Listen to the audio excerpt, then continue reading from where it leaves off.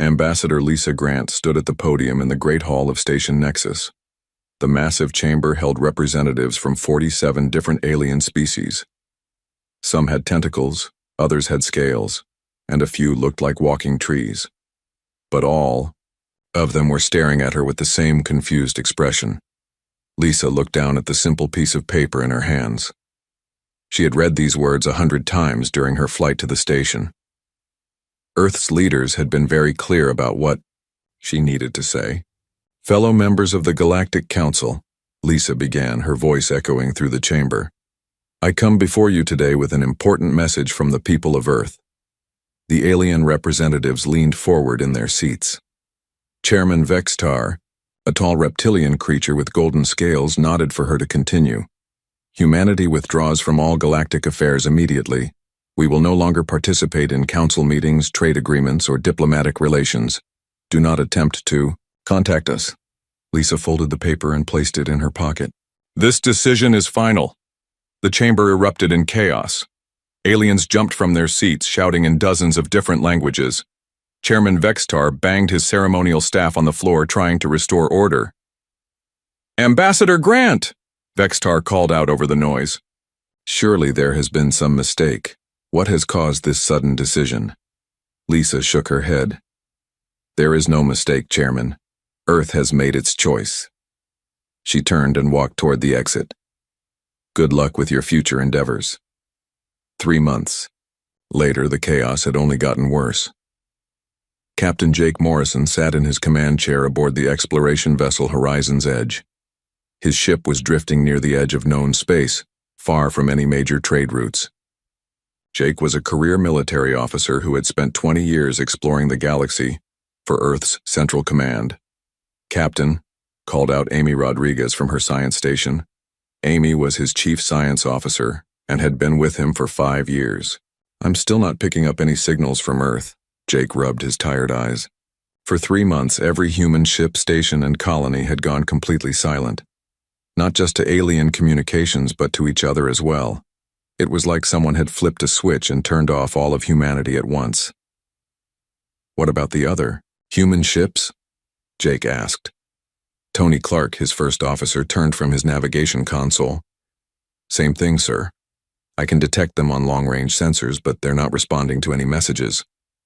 Jake had been trying to figure out what happened ever since the blackout began.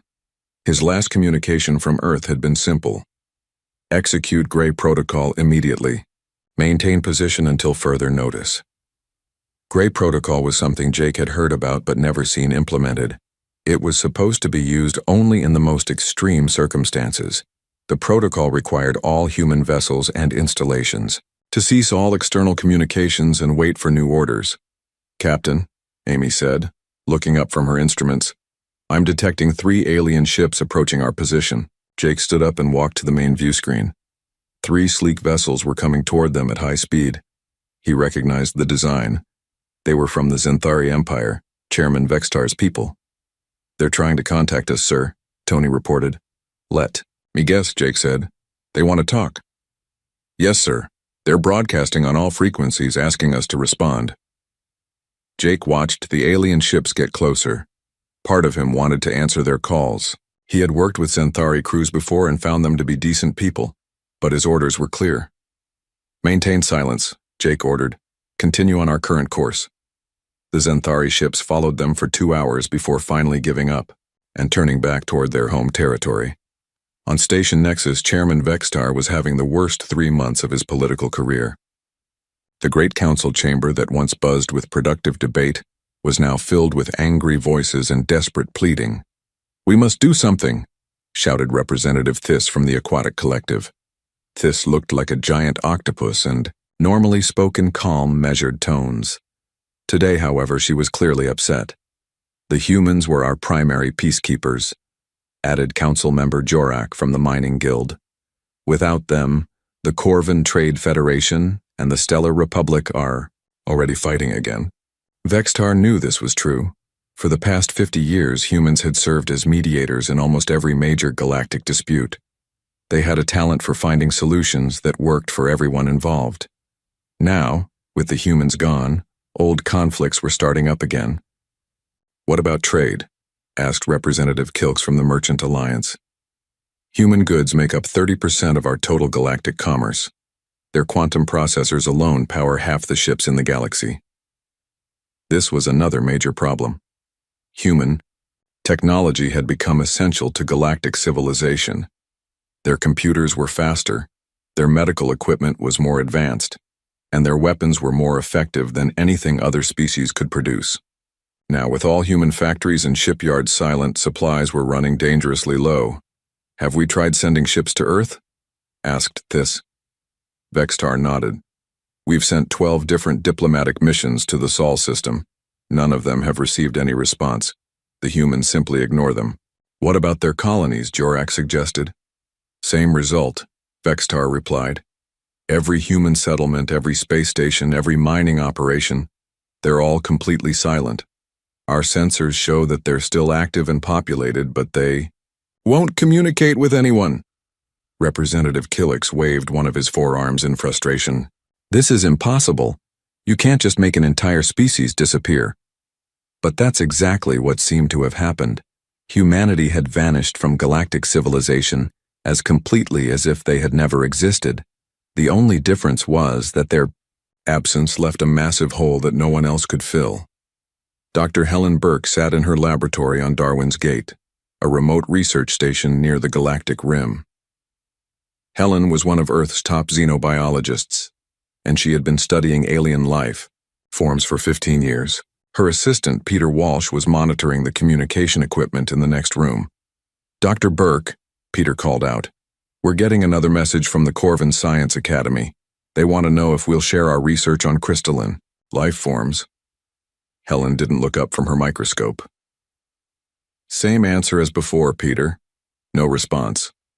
Peter sighed. That's the 20th request this week.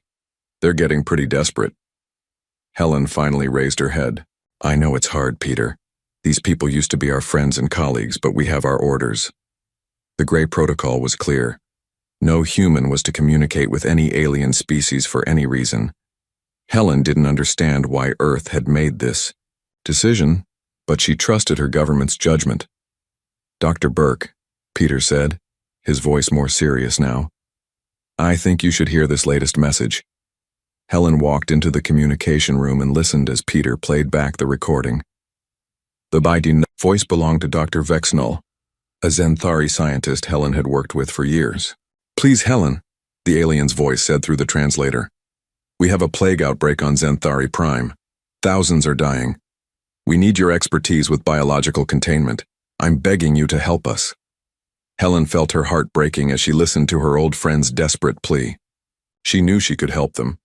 Her research on quarantine procedures could save countless lives, but she also knew that breaking the Grey Protocol could put all of humanity at risk. Send no response, Helen said quietly.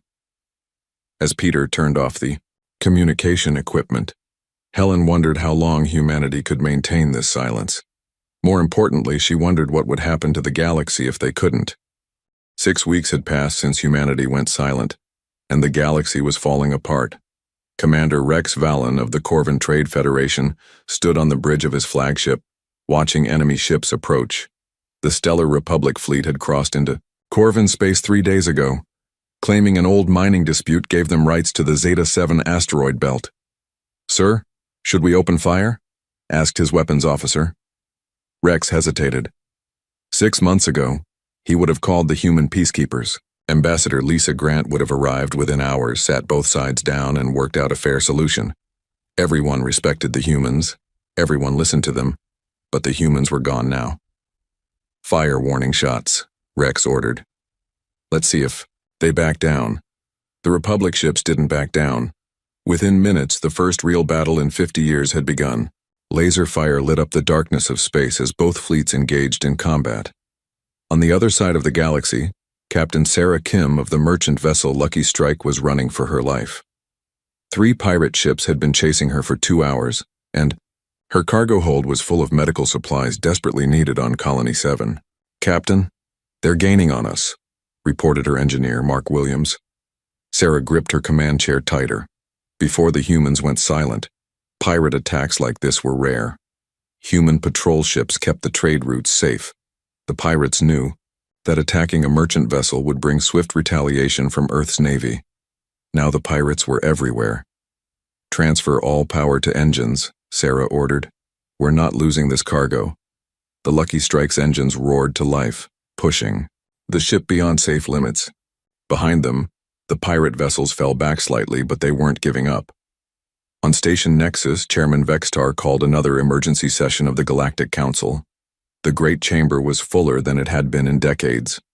Representatives, who normally skipped meetings, were now attending every session, desperate for solutions. "The situation is getting worse every day," Vextar announced to the assembled aliens. "We have confirmed reports of armed conflict in the Corvin sector. Pirate activity has increased by 300%, and that's just the beginning." Representative Theiss from the Aquatic Collective raised one of her tentacles. "What about the economic situation?" Council member Jorak from the Mining Guild stood up. "It's a disaster. The price of quantum processors has increased by 500%. Medical nanobots are nearly impossible to find. And don't get me started on human-designed weapon systems. We're seeing riots on some worlds," added Representative Kilks from the Merchant Alliance. "Species that became dependent on human goods are facing shortages of basic necessities." Vextar nodded grimly. "I've received reports of 3 different worlds requesting emergency food aid. Their agricultural systems were based on human biotechnology." The chamber filled with worried murmurs. Many species had adopted human innovations over the past 50 years. Human scientists had improved farming techniques, medical procedures, and manufacturing processes across the galaxy. Now, without human support, those improvements were failing. Dr. Helen Burke sat in her laboratory on Darwin's Gate, staring at a message she couldn't ignore. Her assistant, Peter Walsh, had given up trying to convince her to respond to alien communications, but this message was different. The recording showed Dr. Zenthar, a brilliant Corvin scientist Helen had mentored years ago. Zenthar was standing in what looked like a hospital ward filled with sick children. "Dr. Burke," the alien's translated voice said, "the plague on Corvin Prime has spread to the nursery worlds. We have 12 million infected children, and our medical systems are failing. The human nanobots you helped us develop were our primary treatment method, but our supply has run out." Zenthar moved closer to the camera. "I know you can't respond, but if you're listening, please know that children are dying every hour. The manufacturing process for the nanobots was a human trade secret. We never learned how to make them ourselves." The recording ended and Helen sat in silence. She had helped develop those nanobots specifically for Corvin physiology. Without them, the plague would kill millions. "Dr. Burke," Peter said softly from the doorway, "you know we can't help them." Helen nodded, but her hands were shaking. "I know, Peter, but that doesn't make it easier." Captain Jake Morrison received a priority signal on his ship's long-range sensors. The USS Horizon's Edge was still patrolling the outer rim, maintaining radio silence as ordered. But Jake's sensors were picking up something alarming. "Captain," Amy Rodriguez called from her science station, "I'm detecting weapons fire in the Corvin sector. It looks like a full-scale battle."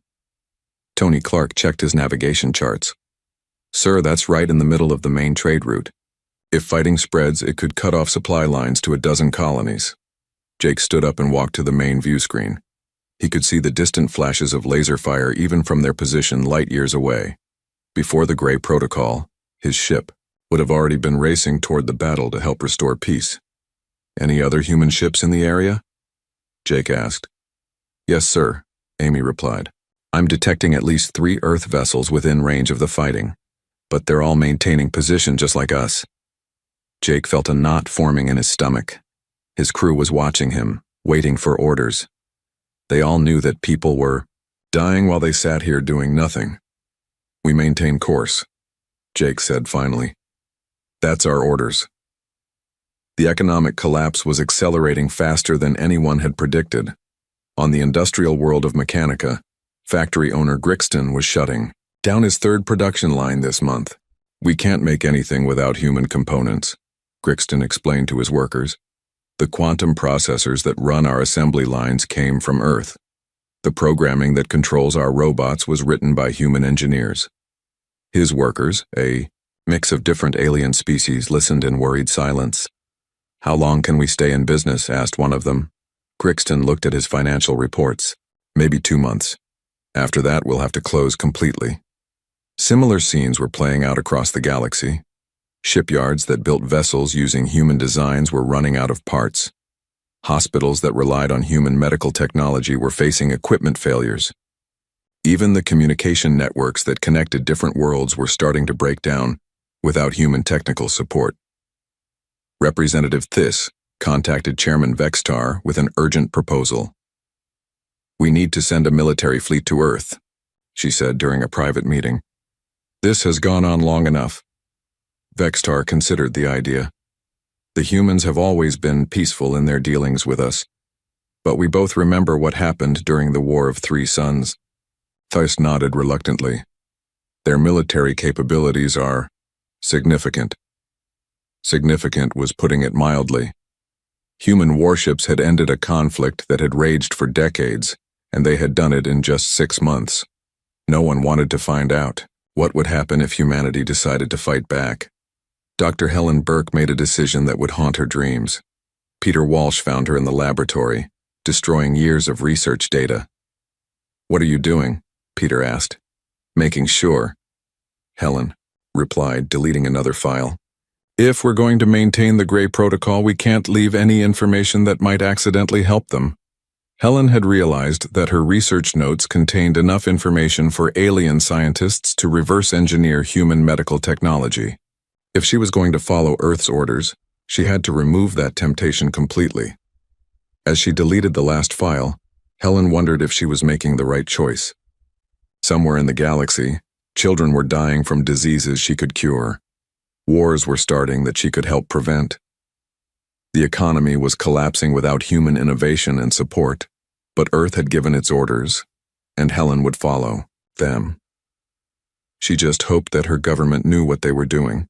The galaxy was learning what life looked like without humanity. So far, they didn't like what they were seeing.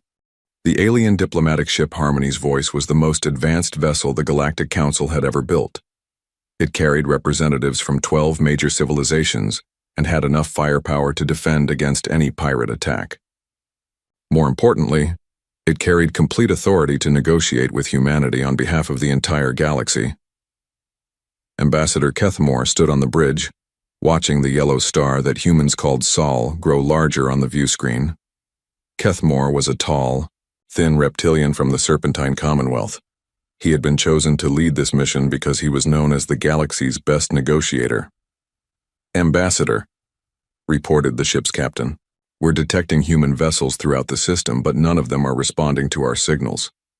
Kethmore nodded. "Keep broadcasting our diplomatic codes.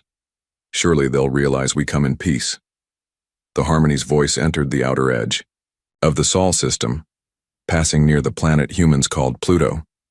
Immediately, they detected dozens of human ships, military vessels, cargo haulers, and civilian transports all moved through space as if the alien ship didn't exist.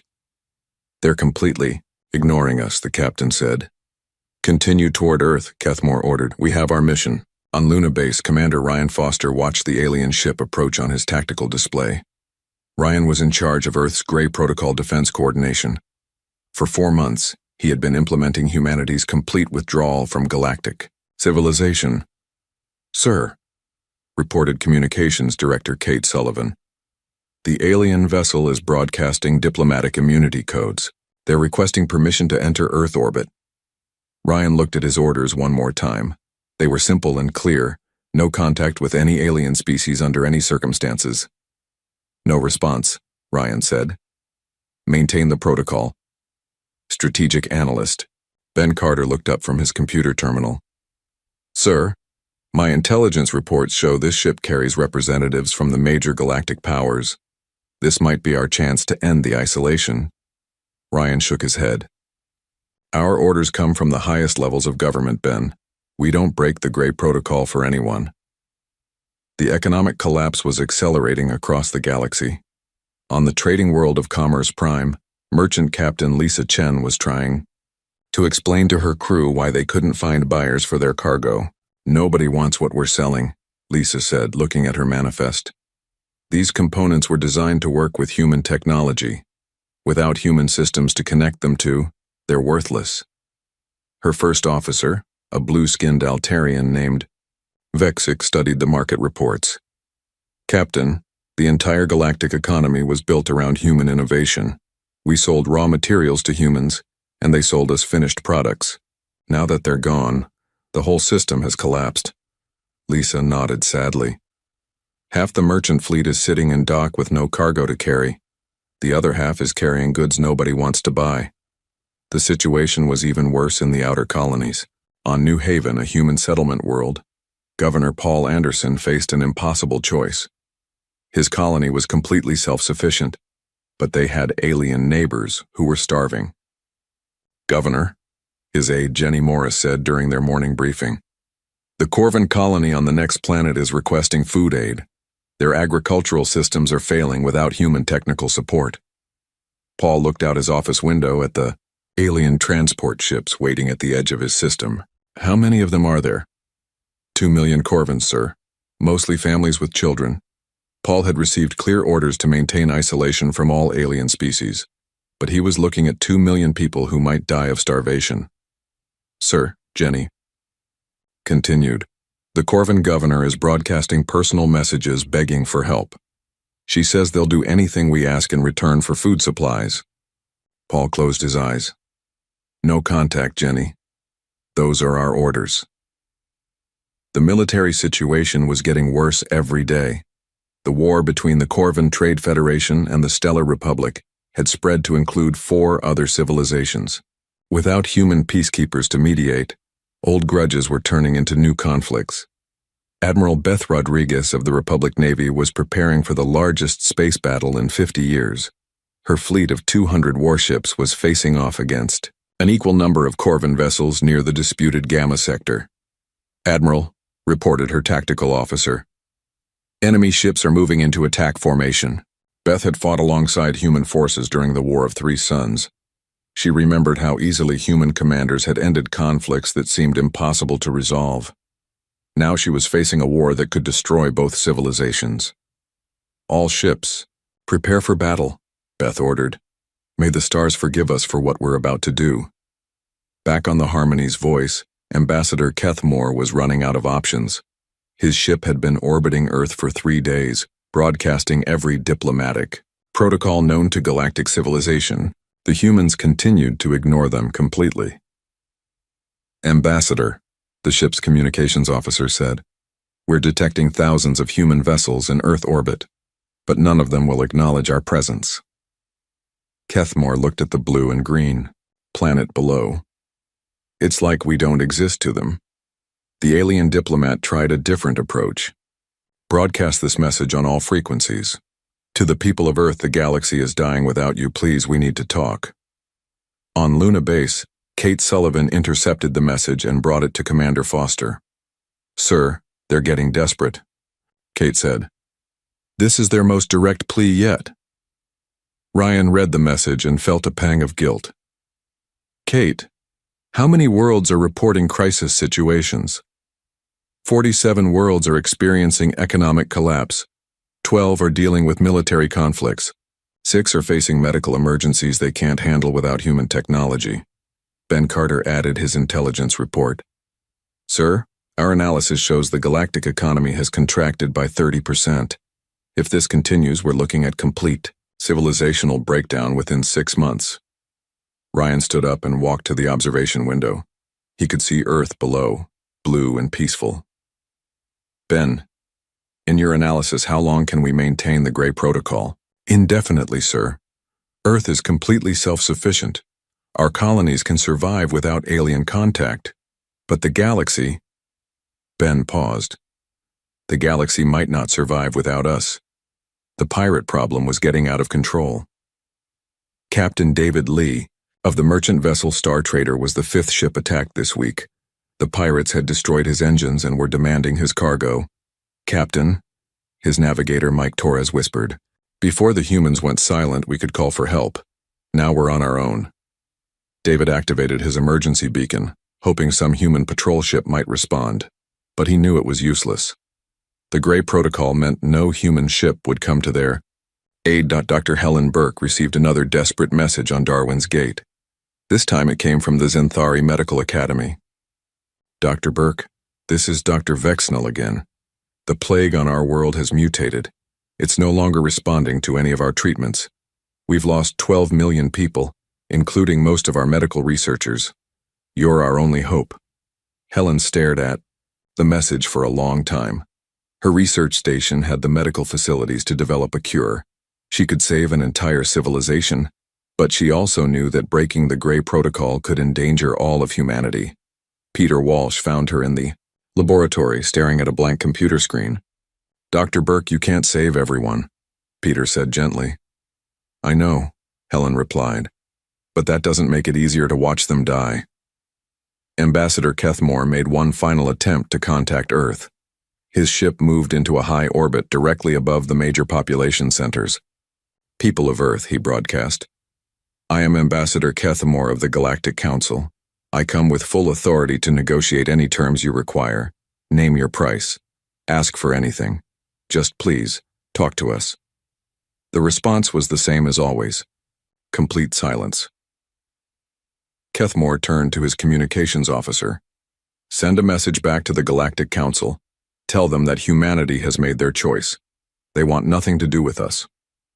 As the Harmony's voice prepared to leave the Sol system, Kethmore took one last look at Earth.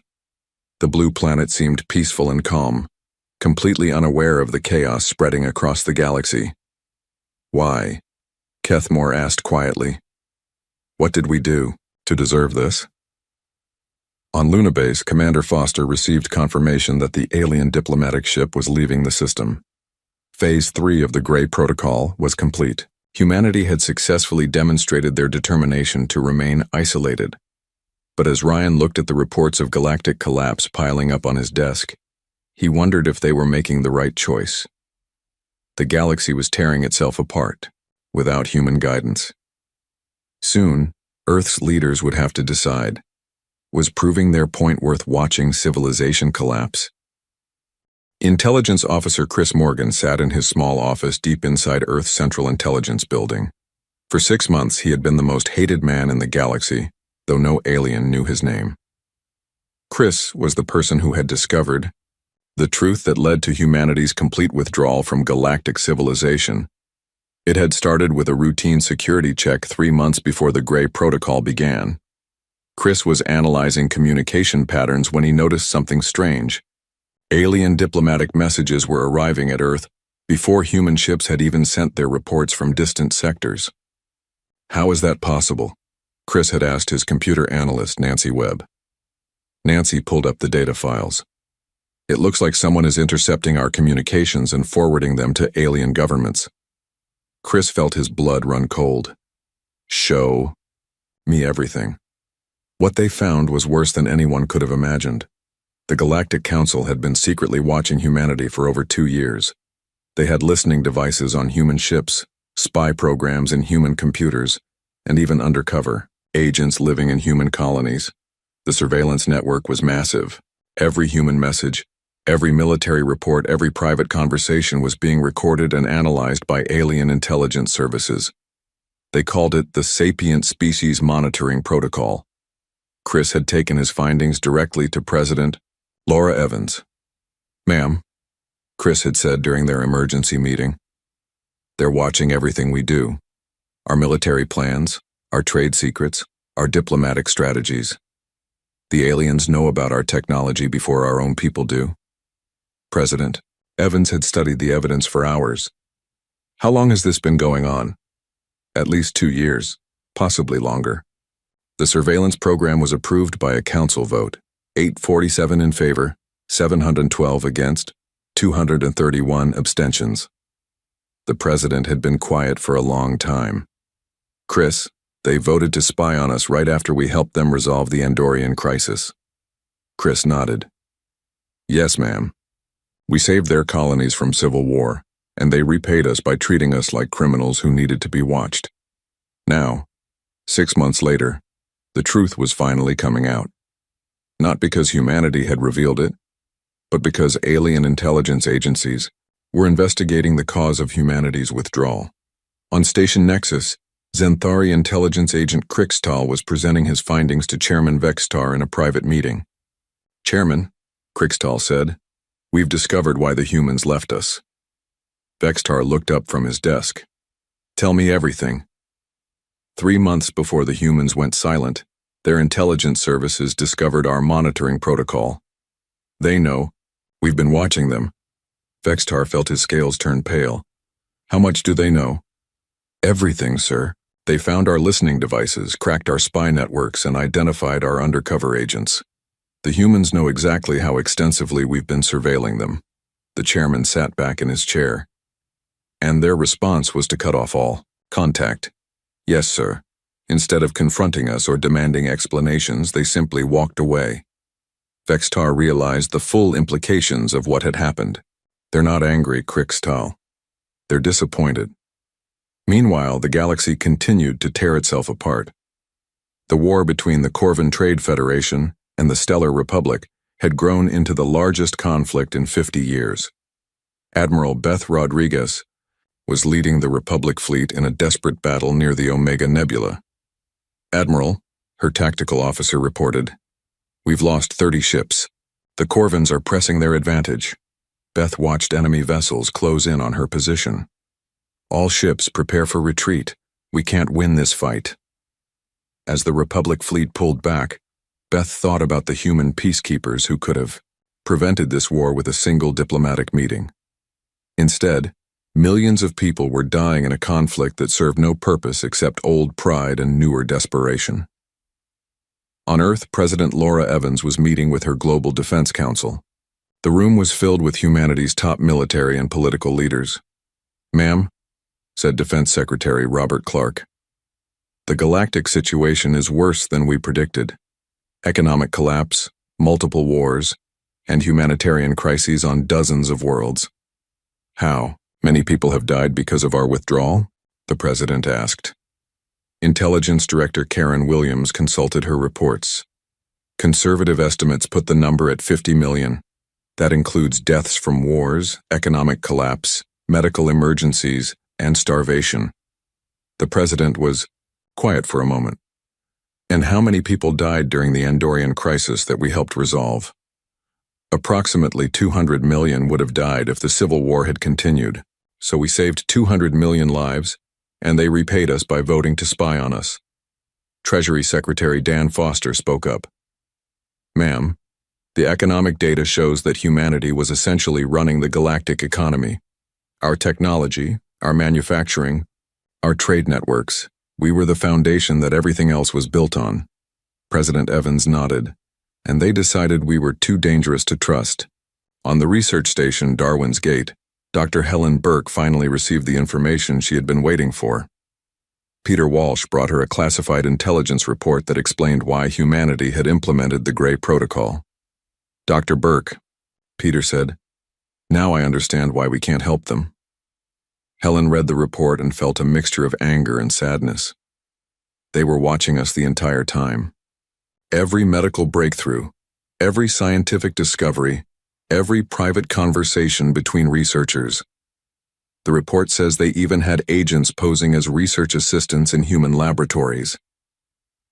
Helen thought about all the alien scientists she had worked with over the years, how many of them had been genuine colleagues and how many had been spies.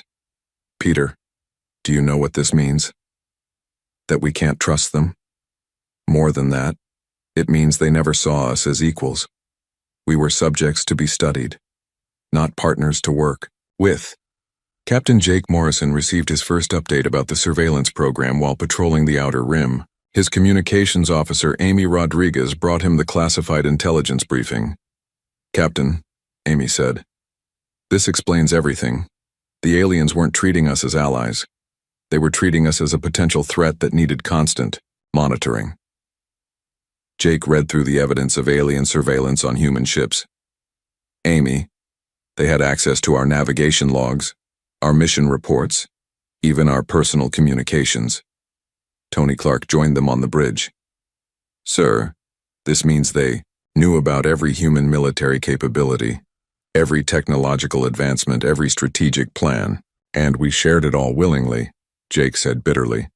We thought we were building trust through transparency. The full scope of the surveillance became clear as more evidence emerged. The aliens had been recording human diplomatic conversations, copying human technical specifications, and tracking human ship movements throughout the galaxy. On Corvin Prime, the plague was finally ending. Not because of alien medical efforts, but because it had killed everyone who was susceptible to it. Dr. Zenthar, the Corvin scientist who had begged Dr. Helen Burke for help, was among the dead. The Corvin government released a public statement. 12 million citizens died from a plague that human medical technology could have cured. We now understand that humanity's withdrawal was not random cruelty, but a response to our betrayal of their trust. Chairman Vextar called an emergency session of the Galactic Council. The Great Chamber was packed with representatives demanding answers. Fellow council members, Vextar began, we have discovered the cause of humanity's withdrawal. The sapient species monitoring protocol, which this council approved 2 years ago, was discovered by Human Intelligence Services. The chamber erupted in shocked voices. Many representatives had not known about the surveillance program. The humans know we were spying on them, Vextar continued. Their withdrawal is not an emotional response. It is a calculated demonstration of what galactic civilization looks like without their participation. Representative Thys from the Aquatic Collective raised a tentacle. Are you saying the humans are teaching us a lesson? I'm saying the humans are showing us exactly how much we depend on them. And they're doing it by simply walking away. Truth was spreading throughout the galaxy. News networks reported the story of the secret surveillance program. Public opinion began to shift as alien citizens realized their governments had been spying on the species that had helped them the most. On Earth, President Evans received reports about the changing galactic attitude. Ma'am, said Press Secretary, Linda Martinez, alien governments are starting to admit their mistake publicly. Several species have issued formal apologies. Too little, too late? The President asked. Maybe. But the galaxy is learning that trust, once broken, is hard to rebuild. President Evans looked out her office window at the peaceful Earth sky. Linda, how do you think this ends? I don't know, ma'am. But I think the aliens are finally understanding that humanity's greatest strength was never our technology or our military power. It was our willingness to help others even when we gained nothing in return. And now they know what they lost when they chose fear over trust. The galaxy was beginning to understand the true cost of their surveillance program. It wasn't just the economic collapse or the military conflicts. It was the loss of the one species that had consistently put the greater good ahead of their own interests. Humanity had shown them what they were worth by demonstrating what the galaxy looked like. Without them, 8 months had passed since humanity went silent, and the galaxy was on the edge of complete collapse. Chairman Vextar stood before the Galactic Council, knowing this might be his last day in office. Half the member species were calling for his removal, and the other half were too busy fighting wars to attend council meetings. Fellow representatives, Vextar began, we have reached a breaking point. The galactic economy has collapsed by 40%. 7 different wars are raging across our territories. 63 worlds are experiencing humanitarian crises we cannot solve. Representative Thys from the Aquatic Collective spoke first. Chairman, the death toll from conflicts alone has reached 100 million beings. Our civilizations are destroying themselves. Council member Jorak from the Mining Guild was more direct. We need the humans back. Without them, we're going to destroy everything we've built over the past 1,000 years. Vextar had been thinking the same thing. I have a proposal. The Galactic Council formally apologizes to humanity for our surveillance program. We dismantle all monitoring operations immediately, and we offer humanity complete autonomy in any future agreements. What does that mean? Asked Representative Killix. It means humanity gets to make their own decisions without council oversight. No more votes about what they can or cannot do. No more monitoring their activities. Complete independence within the galactic community.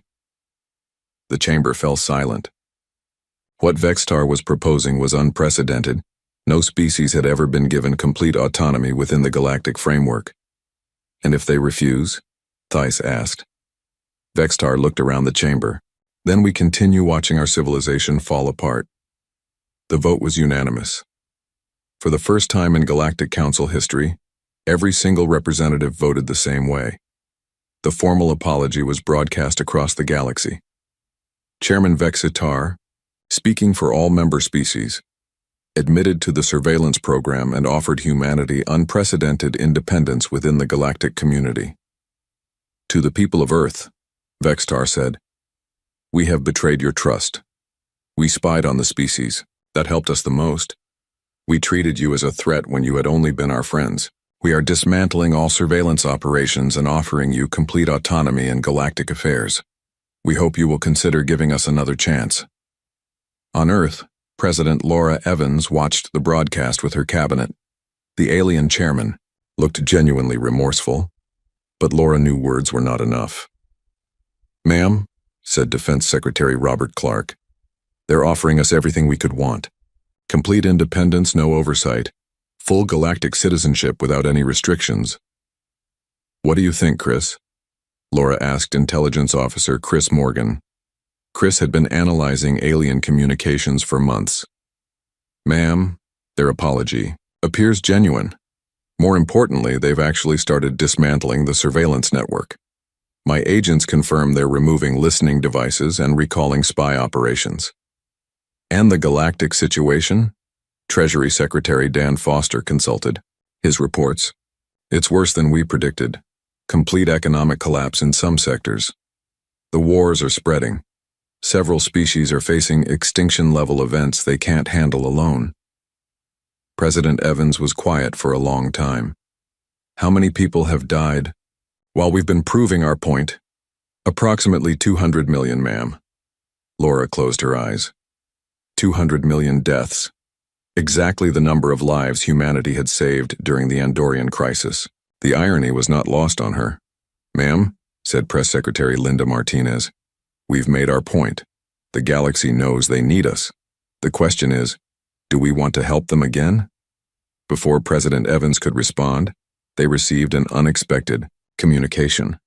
It came not from the Galactic Council, but from Captain Jake Morrison aboard the USS Horizon's Edge.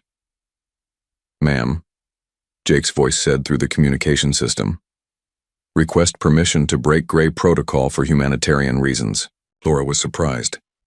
"Captain Morrison, explain your situation." "Ma'am, I'm observing a refugee convoy of civilian ships. 3 million beings fleeing the war zone in the Corvin sector. They're being pursued by military vessels, and they won't survive without assistance. Captain, you understand the Gray Protocol?" "Yes, ma'am. But I also understand my duty to protect innocent life." Laura looked around her cabinet room. Every face was watching her, waiting for her decision. "Captain Morrison, you are authorized to break Gray Protocol for humanitarian purposes. Assist the refugees." "Thank you, ma'am." Horizon's Edge out. Jake Morrison's ship appeared on alien sensors like a ghost returning from the dead. His sudden arrival at the refugee convoy shocked both the fleeing civilians and the pursuing military vessels. "Attention, all ships," Jake broadcast on open frequencies. "This is Captain Morrison of the Earth vessel Horizon's Edge. I am declaring these refugees under human protection. Any vessel that attacks them will answer to Earth's Navy." The pursuing warships immediately stopped their advance. No one wanted to be the first to fire on a human vessel after 8 months of silence. Jake's communications officer, Amy Rodriguez, was amazed by the response. "Captain, we're receiving surrender requests from both sides of the conflict. They want us to mediate." Tony Clark checked his sensors. "Sir, I'm detecting human response signals throughout the sector. Other Earth ships are breaking Gray Protocol too." Word of Captain Morrison's actions spread across the galaxy within hours. Human ships began appearing at crisis points throughout known space. Not in large numbers, but enough to make a difference. Dr. Helen Burke finally responded to Dr. Vexnell's medical emergency. Her message was simple: medical assistance package transmitted, plague cure attached, No response necessary. Commander Ryan Foster on Luna Base received new orders from Earth Central Command. Gray Protocol modified. Humanitarian assistance authorized at captain's discretion. Full diplomatic contact pending government decision. The galaxy's response was immediate and overwhelming. Alien governments began broadcasting messages of gratitude. Species that had been fighting for months declared ceasefires wherever human ships appeared. Chairman Vextar received the message he had been hoping for. It came not from President Evans or Earth's government, but from Captain Jake Morrison. Chairman Vextar, this is Captain Morrison speaking for the Earth vessel Horizon's Edge. Humanity has received your formal apology. We are willing to consider limited re-engagement with galactic civilization. Vextar nearly fell from his chair. Captain, what are your terms? Simple. Complete transparency in all future agreements. No surveillance of human activities. Recognition of human autonomy in internal affairs. And most importantly, a formal guarantee that this council will never again vote to monitor or control any member species without their knowledge and consent. Agreed, Vextar said immediately. All terms accepted.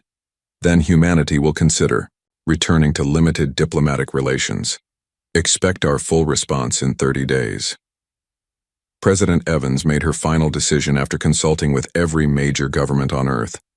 The message she sent to the Galactic Council was brief but clear. The United Earth government accepts the Galactic Council's formal apology. We will resume limited diplomatic relations under the terms specified by Captain Morrison. However, trust must be rebuilt gradually. We will participate in humanitarian efforts immediately, but full diplomatic engagement will be restored over time as confidence is rebuilt. Admiral Kevin Thompson was chosen to lead humanity's return to galactic affairs. His first stop was Station Nexus, where he was greeted by Chairman Vextar and the entire Galactic Council.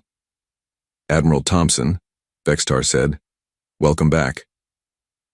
Kevin looked around the great chamber where Ambassador Lisa Grant had announced humanity's withdrawal 8 months earlier. Chairman, we're here to help, but things will be different this time. How so? Last time you saw us as junior partners who needed supervision.